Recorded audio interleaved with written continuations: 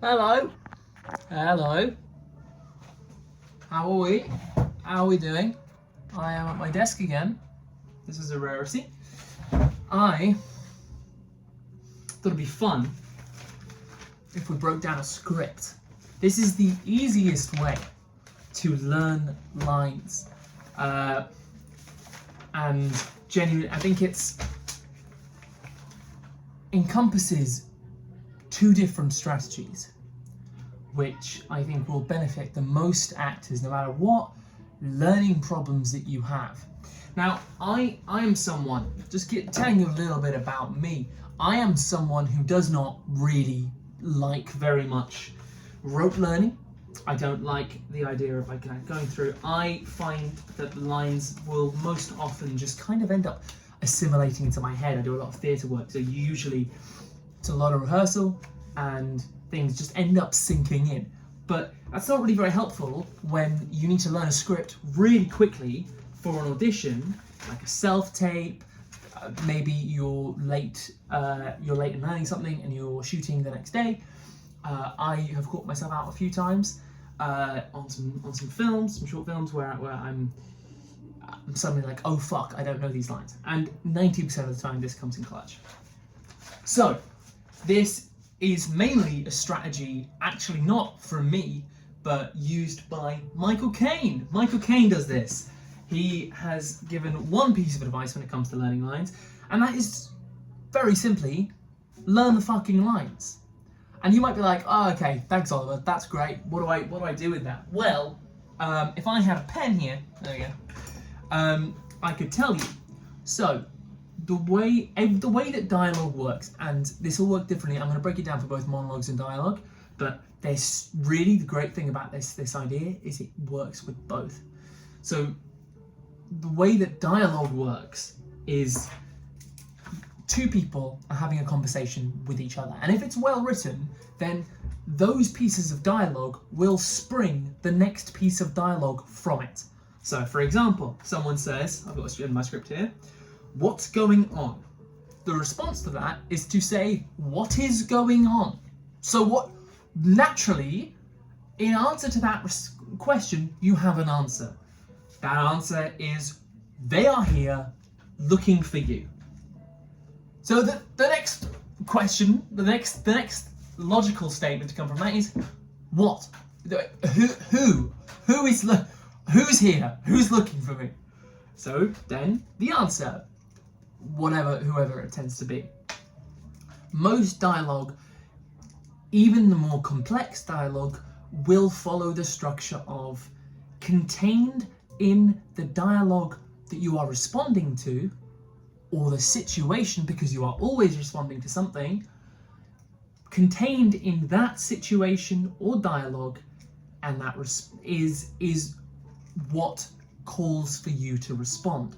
So, what actually works best is if you learn the entire thing, you just go over and over and over it, reading it, don't cover it up, you don't even need to do that, but reading it out loud is the key, over and over again. That is what Michael Caine says. Now, my adaptation to that, because it is literally just rote learning it, is reading it over and over again, it's very simple. It is actually, quite honestly, the easiest thing to do. You need to learn it so easily by heart that you don't even have to think about it. But what really helps that is if you, while doing that, you go through and in each line you find out what prompts your character to say the next line. And so what is great about this is not only do you link in to that immediate prompts for your next line to come. So for example, if I was to wake up, quite obviously, circle wake up springs me to say, what is going on? And then they're here looking for you. Well, what prompts me to start responding? Because I don't, one of the great arguments for not having any pauses, and the reason we don't speak with pauses, is because we start thinking immediately from when someone else says something that activates us. So what activates? So in the line, they're here looking for you, Well, they're here, clearly, is what activates me, because my response to that is, who's here? So you go, they're here, I circle that, that prompts, what? Who's here? Because the rest of that, looking for you, is like, oh, that's what they're doing, but like, I care about who's doing the looking. And then the next one, whoever you rescued Hank from, you need to get out of here now. And then my response to that is, okay, I'll pack up. So clearly, whoever you rescued Hank from, she's answered my line. You need to get out of here now is a call to action. My response to that is, okay, I'll pack up. So you circle, you need to get out of here now, so you find what's in there. What is the most key driving motivator?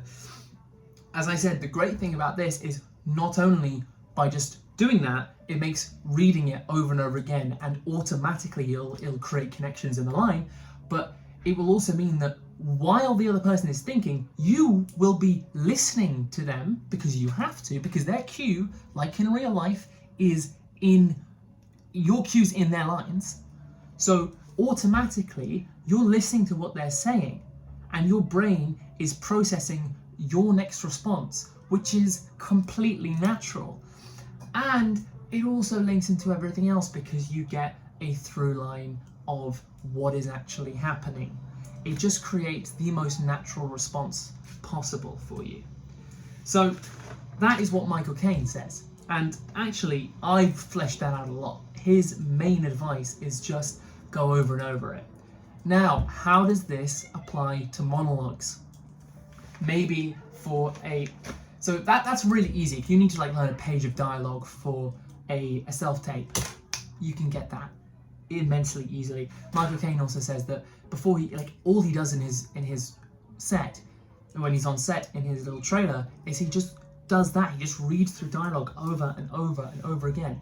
Out loud is the key, because it's just in your brain. If you're not hearing it out loud, then as soon as you do hear it out loud, you'll be like, oh fuck, that's weird.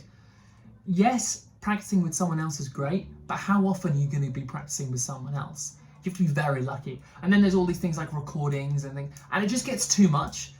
What you really need is a frictionless response to learning lines. Just sit down, speak it out loud a few times, and you find that you pick up the lines. You are able to do that call and response very, very, very quickly. So, I'm going to get a Shakespeare monologue at random. This is testing me, and in this monologue we are going to find oh my god, this is a fucking long one. We are going to just very quickly break it down, because monologues, I'm not going to draw on this one. Monologues are literally just dialogues with yourself or with someone else. But if it's a nice long monologue like a Shakespeare one, so I've got Romeo and Juliet open. Let's do Romeo. The first page that opens is, "'Tis torture, not mercy, heaven is here where Juliet lives." So he is talking to the friar in this scene, but what is curious is that there's this long unprompted monologue. Not unprompted, but he's only prompting himself in the monologue. So how do you learn each line? Well, each line flows. This is thoughts. This is what thoughts are. This is why thoughts are the most useful way to learn dialogue. You break this up into little mini conversations. First thing you do is you go through, so I'll read this out to you. "'Tis torture and not mercy. Heaven is here where Juliet lives, and every cat and dog and little mouse, every unworthy thing, live here in heaven and may look on her, but Romeo may not. More validity, more honourable state, more courtship lives in carrion flies than a Romeo. They may seize on the white wonder of dear Juliet's hand and steal immortal blessings from her lips, who, even in pure and vestal modesty, still blush as thinking their own kisses sin." So let's just take that bit for now. Oh, actually, there's a bit more. "But Romeo may not, he is banished." So we'll take that. It goes on longer, but we'll just take this bit for now. So we want to break it down to manageable chunks. So, "'Tis torture and not mercy." That is an immediate response. I'd say that is a thought after that. So you just block that off. I do tend to do a little line, and then I cut it through. So I paragraph it out. Imagine it like you're literally clicking the enter line on a piece of text in Microsoft Word. "Heaven is here where Juliet lives." So this is him responding. he's taking a breath here. Heaven is here where Juliet lives, and every cat and dog and little mouse, every unworthy thing live here in heaven and may look on her, but Romeo may not. That is another thought. You strike that off. Now, what is in the previous thought will prompt the next thought. So, 'tis torture and not mercy.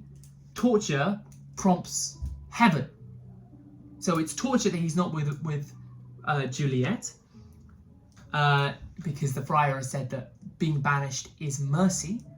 And so Romeo, immediately his response to that is, 'tis torture and not mercy. So what happens in torture? Well, hell. Hell is where torture happens. So what is the opposite of that? Heaven. So Juliet is in heaven. He was going to hell where he's going to be tortured. So heaven is here where Juliet lives. That's what prompts the next one. And every cat and dog and little mouse, every unworthy thing live here in heaven and may look on her, but Romeo may not. That is, you will understand that, and the understanding of that will prompt it.